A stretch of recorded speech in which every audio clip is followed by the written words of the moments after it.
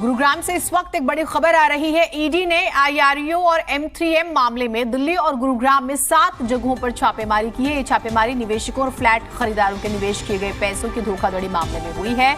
इस छापेमारी में एजेंसी ने 17 महंगी गाड़ियां, जिसमें Lamborghini, land rover, Rolls Royce और बेंटले, मर्सिडीज शामिल हैं। इसके अलावा 5 करोड़ 75 लाख की ज्वेलरी और 15 लाख नकद भी जब्त किए हैं। ईडी ने आईआरओ और M3M ग्रुप के खिलाफ गुरुग्राम में दर्ज मामलों के आधार पर मनी लॉन्ड्रिंग का मामला दर्ज किया, अपनी जांच शुरू कर दी है। जांच में एजेंसी को पता ये चला है कि M3M ग्रुप ने गुरुग्राम में 4 करोड़ की जमीन को 5 फर्जी कंपनियों को डेवलपमेंट के अधिकार 10 करोड़ में बेच दिए। लेकिन हैरानी की बात यह है कि इन 5 कंपनियों ने 4 करोड़ की जमीन के डेवलपमेंट अधिकार आईआरओ ग्रुप को 400 करोड़ में बेच दिए, यानी 400 गुना ज्यादा दामों पर।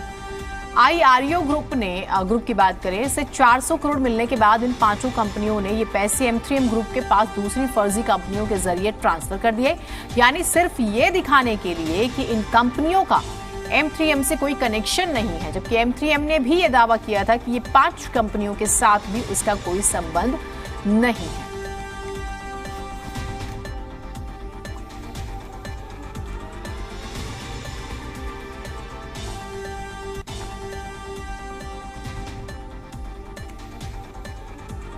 तो पैसों की धोखाधड़ी मामले में ईडी ने ये बड़ी कार्रवाई की है, जो हम आपको बता रहे हैं। एक बार फिर से आपको बारीकी से बता देते हैं। ईडी ने आईआरओ और M3M मामले में दिल्ली और गुरुग्राम में 7 जगहों पर छापेमारी की। ये छापेमारी निवेशकों और फ्लैट खरीदारों के निवेश किए गए पैसों के साथ धोखाधड़ी मामले में हुई है। इस छापेमारी में एजेंसी ने 17 महंगी गाड़ियां बरामद की हैं, और आप जितनी लग्जरी गाड़ियों का नाम ले सकते हैं, आप ले सकते हैं 17 गाड़ियों में। इसके अलावा 5 करोड़ 75 लाख की ज्वेलरी और 15 लाख रुपए कैश भी जब्त किए। ईडी ने आईआरओ और M3M ग्रुप के खिलाफ गुरुग्राम में दर्ज मामलों के आधार पर मनी लॉन्ड्रिंग का मामला दर्ज किया था, अपनी जांच शुरू की। जांच में एजेंसी को यह मालूम चला कि M3M ग्रुप ने गुरुग्राम में 4 करोड़ की जमीन को 5 फर्जी कंपनियों को डेवलपमेंट के अधिकार 10 करोड़ में बेच दिए। आप सोचिए, लेकिन इसके बाद जो हुआ वो आपको हैरान करेगा। इन 5 कंपनियों ने 4 करोड़ की जमीन के डेवलपमेंट अधिकार आईआरओ ग्रुप को 400 करोड़ में बेच दिए। कहां 10 करोड़ और कहां 400 करोड़, यानी 400 गुना ज्यादा दामों। आईआरओ ग्रुप से 400 करोड़ मिलने के बाद इन 5 कंपनियों ने ये पैसे M3M ग्रुप के पास दूसरी फर्जी कंपनियों के जरिए ट्रांसफर कर दिए, यानी सिर्फ ये दिखाने के लिए कि इन कंपनियों का M3M से कोई कनेक्शन नहीं है, जबकि M3M ने भी ये दावा किया था कि ये 5 कंपनियों के साथ भी उसका कोई संबंध नहीं।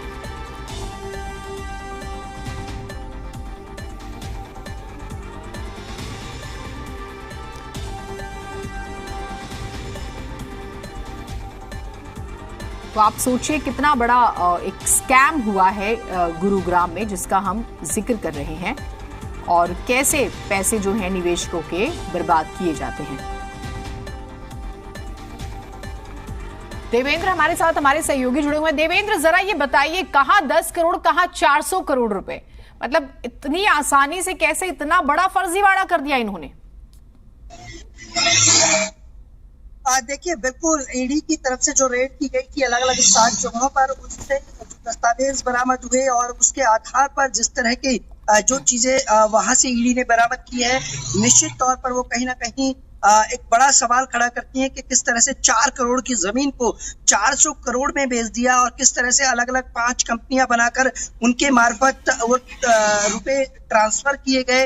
और M3M का ये बड़ा घोटाला कहा जा सकता है कि जिस तरह से न केवल इसमें M3M के जो मालिक है वो, बल्कि अन्य लोग भी शामिल थे। आईआरओ कंपनी के जो सदस्य हैं वो इसमें शामिल थे। तो निश्चित तौर पर जिस तरह का ये पूरा एक मामला सामने आया है, तो ईडी ने अब इस पूरे मामले में, जहां M3M के वहां छापेमारी की थी, आईआरओ के वहां छापेमारी की थी, जिसमें 17 महंगी गाड़ियां जो वहां से बरामद की हैं, उन्हें अपने जब्त किया है। इसके अलावा 5 करोड़ से ज्यादा का जो ज्वेलरी है वो बरामद की है। इसके अलावा जो 15 लाख रुपए नगद वहां से ईडी ने अपने कब्जे में लिया है, तो निश्चित तौर पर ठीक, देवेंद्र मैं आपके पास आती हूँ। जितेंद्र जिस तरह शर्मा जी हमारे साथ जुड़े हुए हैं। जितेंद्र जी, इजी वर्ड्स में एक बार ये समझाइएगा, 10 करोड़ रुपए और कहाँ 400 करोड़ रुपए, महंगी गाड़ियां अलग अलग 60 करोड़ रुपए की सिर्फ गाड़ियां जब्त हुई हैं, तो एक बार बताइएगा किस तरह से पूरा स्कैम किया गया।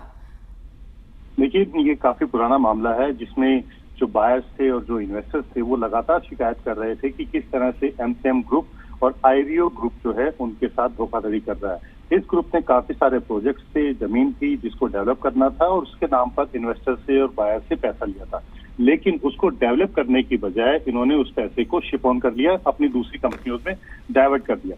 अब ये जो 400 करोड़ रुपए का मामला है, इसके बारे में मैं बताता हूँ कि ईडी ने जो जांच की है उसमें पता लगा कि M3M के पास एक जमीन थी जिसकी जो मार्केट वैल्यू है वो 4 करोड़ रुपए थी, लेकिन इस 4 करोड़ रुपए वैल्यू की जमीन को उसने 5 फर्जी कंपनियां, जिसको बताया गया कि वो अलग अलग ग्रुप की कंपनियां हैं, जिसको उसने ये जमीन 10 करोड़ रुपए में डेवलप करने के लिए दी है। अब आप सोचिए, 4 करोड़ रुपए की जमीन 5 बेनामी कंपनियां, उनके नाम 10 करोड़ रुपए में ट्रांसफर कर दी कि ये डेवलप करेंगे और इसके ऊपर प्रोजेक्ट्स बनाएंगे।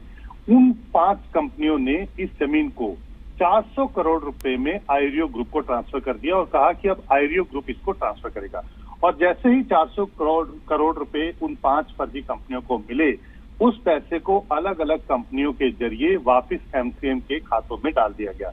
आईरियो ने अपनी बुक में दिखाया कि डेवलपमेंट करने के नाम के ऊपर 400 करोड़ रुपए हमने दिए हैं, M3M को दिए हैं, लेकिन वो पैसे कहाँ गए, कैसे गए, इसके बारे में कोई जानकारी नहीं पता लगी और वो अलग अलग तरीके से M3M के पास पैसे वापस चले गए। तो आप सोचिए कि जो 4 करोड़ रुपए की जो जमीन थी उसे डेवलप करने के नाम पर 400 करोड़ रुपए M3M ने और आईरियो ग्रुप ने मिलकर के अपने अलग अलग खातों में ले लिया। इस 400 करोड़ रुपए का क्या इस्तेमाल किया M3M ने? जो उसकी पुरानी जो लेनदानी थी या उसने कई नई जगह पे इन्वेस्ट करना था, कुछ नई चीजें खरीदनी थी, उन सब में इस पैसों का इस्तेमाल किया गया। इसी के बाद ईडी ने कार्रवाई करते हुए जो 17 महंगी गाड़ियां थी जिसकी कीमत 60 करोड़ रुपए है, उस महंगी गाड़ियों में रोल्स रॉयस है, लैम्बोर्गिनी है, मर्सिडीज है, बेंटले है, इस तरह की जो महंगी गाड़ियां हैं उनको जब्त किया है। इसके अलावा ज्वेलरी बरामद हुई है जिसकी कीमत है 5 करोड़ 75 लाख रुपए, उसको जब्त किया है 15 लाख रुपए नगद और कुछ अहम दस्तावेज। तो ये पूरा मामला है जिसको लेकर के ईडी ने अभी छापेमारी की है। लेकिन इससे अलग और भी इसमें कहानी ये है कि आईरियो ग्रुप के जो मालिक है, क्योंकि ये जो सर्चेस की गई थी, जो ईडी ने सर्चेस की थी, ये आईरियो ग्रुप और M3M के जो कोलैबोरेशन और जिस तरह से चीट कर रहे हैं उसको लेकर के ये सर्चेस की गई थी।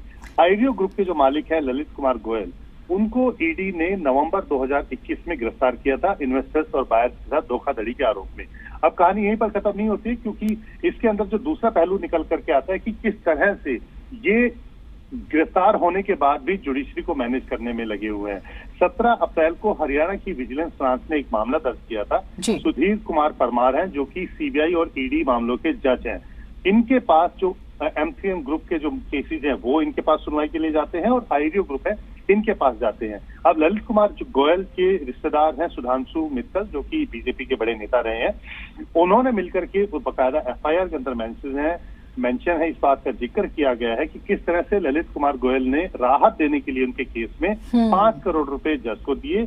इसके अलावा सुधीर परमार के भतीजे अजय परमार को M3M कंपनी में बकायदा लीगल एडवाइजर लगाया गया ताकि उनके जरिए लेन देन का जो काम है और जो उनको राहत देनी है, जो उनके मामले ईडी और सीबीआई में चल रहे हैं और उनकी अदालत में जा रहे हैं, तो उसमें किस किस तरीके से राहत दी जा सकती है, तो उसके लिए अजय परमार को वहां पर प्लांट किया गया और उसके जरिए ताकि चीजों को मैनेज किया जा सके। तब आप समझ सकते हैं कि ये ग्रुप जो है किस तरीके से काम कर रहा है, किस तरीके से पहले लोगों के पैसों को ठग रहा है, उनको कहीं और डाइवर्ट कर रहा है और जब पकड़े जाते हैं तो उसके बाद किस तरह से जुडिशरी को भी मैनेज करने की कोशिश में लगा हुआ है। ठीक है, तो यानी कि हम एक चीज मान के चलें जितेंद्र जी, निवेशकों का पैसा, बायर्स का पैसा और उसका मिसयूज, तो ये तो एक बड़ी लंबी चेन महसूस होती है। ये एक दो लोगों के बस की बात नहीं। और हम देखते हैं अलग अलग प्रोजेक्ट से लॉन्च कर रहे होते हैं M3M के, तो आपने भी तमाम फ्लाईओवर्स के आसपास बोर्ड्स देखे होंगे, अलग अलग जगहों पर प्रॉपर्टीज, तो इस तरह से तो लोग ठगी का शिकार हो सकते हैं।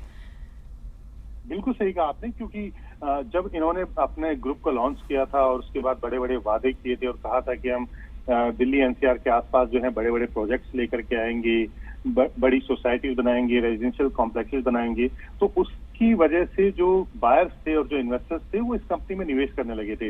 इन्वेस्टर्स ने इसलिए निवेश किया था ताकि इस प्रोजेक्ट में पैसा लगाएंगे, तो उनको अच्छा रिटर्न मिलेगा, जो कि इन्होंने भरोसा दिया था। इसके अलावा बायस इस उम्मीद से इसमें पैसा लगा रहे थे कि उन्हें अच्छा घर मिलेगा रहने को, लेकिन ये दोनों ही ठगे गए। जिसके बाद जब लगातार इनसे कोशिश की गई कि पैसा वापस मिल जाए, जब पैसा वापस नहीं मिला तो लोगों ने गुरुग्राम के अंदर शिकायत की थी, दिल्ली में भी इनको लेकर के शिकायत की है और इनके खिलाफ मामले दर्ज किए गए। जब ये मामले इनके खिलाफ दर्ज किए तो उसके बाद ईडी हरकत में आई और ईडी ने मनी लॉन्ड्रिंग का मामला दर्ज किया और उसी के बाद ये पता लगा कि किस सिस्टमैटिक ढंग से ये लोगों से जो पैसा ले रहे थे उसको किस तरह से डाइवर्ट करके अपने निजी फायदे के लिए, निजी फायदे का मतलब ये है कि लोगों से पैसा लिया, जो प्रोजेक्ट उनको डेवलप करके देना था लोगों को वो ना दे करके बकायदा अपनी पर्सनल जो प्रॉपर्टी है, पर्सनल जो एसेट है उसको बनाने में ये लगे हुए थे ताकि उसको आगे इस्तेमाल कर सके। और इस तरह के और तमाम बड़े बिल्डर्स का नाम भी सामने आया है जो अलग अलग, ये तो हालांकि M3M और आईरियो ग्रुप है जिसको लेकर के ईडी ने अब ये छापेमारी की है, लेकिन इससे पहले यूनिटेक ग्रुप है जिसके खिलाफ ईडी कार्रवाई कर चुकी है, या जो दूसरे जो ग्रुप्स हैं उनके खिलाफ कार्रवाई कर चुकी है। ठीक इसी तरह से वो मॉडस ऑपरेंडी में शामिल रहे हैं। बहुत शुक्रिया आपका, काफी डिटेल में आपने जानकारी दी। तो ये अब देखिए ये खबर किस तरह से एक्सपोज कर रही है इन दोनों ग्रुप को। देवेंद्र, अभी भी कार्रवाई चल रही है, एक बार ये भी बताइएगा ईडी की। ये तो हालांकि M3M और आईरियो, देखिए अभी फिलहाल कोई कार्रवाई नहीं है क्योंकि जो दस्तावेज रेड के दौरान यहाँ से बरामद किए गए थे उन्हीं के आधार पर अब जांच को आगे बढ़ाया जा रहा है और ईडी का यही कहना है कि जो अहम दस्तावेज उनके हाथ लगे हैं उसी आधार पर अब जांच को आगे बढ़ाया जाएगा। और निश्चित तौर पर जिस तरह से ईडी ने इस पूरे मामले को लेकर अपनी स्पष्टीकरण दिया है उससे साफ हो रहा है कि कितने बड़े स्तर पर इस पूरे खेल को खेला गया और इस न केवल खेल को खेला गया बल्कि जो निवेशक थे उनको किस तरह से चूना लगाया गया। और इसी आधार पर अब जब ईडी इस पूरे मामले की जांच को आगे बढ़ा रही है तो दोनों ही बड़े ग्रुप चाहे M3M हो चाहे आईरियो हो तो अब इस पूरे घेरे में वो घिरते हुए नजर आ रहे हैं। ईडी के जाल में पूरी तरह से कहा जा सकता है कि आगे जो जांच बढ़ेगी तो दोनों ही ग्रुप पर जो जांच की तलवार है, कार्रवाई की तलवार है, वो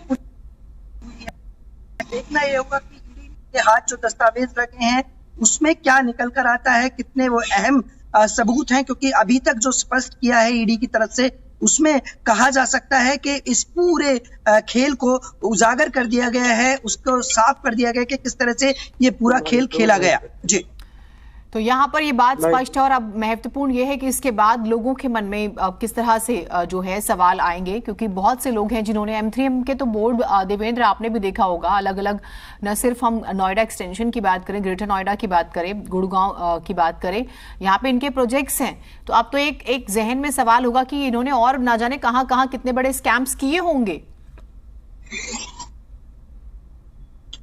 देखिए बिल्कुल, क्योंकि ये एक मामला नहीं है, इससे पहले भी कई मामले ऐसे हैं जो निवेशकों की तरफ से दर्ज कराए गए हैं। कहीं जमीन हड़पने का मामला था, तो इसके अलावा कई जगह जहां लोगों ने अपने निवेश किए थे अपने आशियाने के लिए, उनको आशियाना नहीं मिला, उसके ऊपर केस दर्ज कराए हुए थे। तो लगातार इस तरह के मामले M3M के आए हैं और अब जिस तरह से पूरा मामला सामने आया है, क्योंकि गुरुग्राम की बात की जाए तो सबसे बड़े स्तर पर M3M ने यहाँ प्रोजेक्ट चलाए हुए हैं।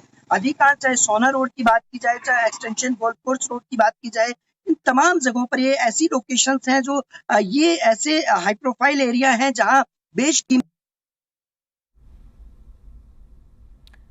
जी देवेंद्र, तो ये देखिए बाकायदा ये कार्रवाई हुई और फंड का गलत इस्तेमाल और स्कैम करने, मनी लॉन्ड्रिंग का आरोप भी इन पर लगा। ईडी ने ये भी कहा कि 60 करोड़ रुपए की कार जब्त हुई है, फरारी लैम्बोर्गिनी इसमें शामिल है और बाकायदा दिल्ली और गुरुग्राम में 7 जगहों पर इनके खिलाफ जो है छापेमारी हुई। देवेंद्र, बहुत शुक्रिया आपका तमाम जानकारियों के लिए।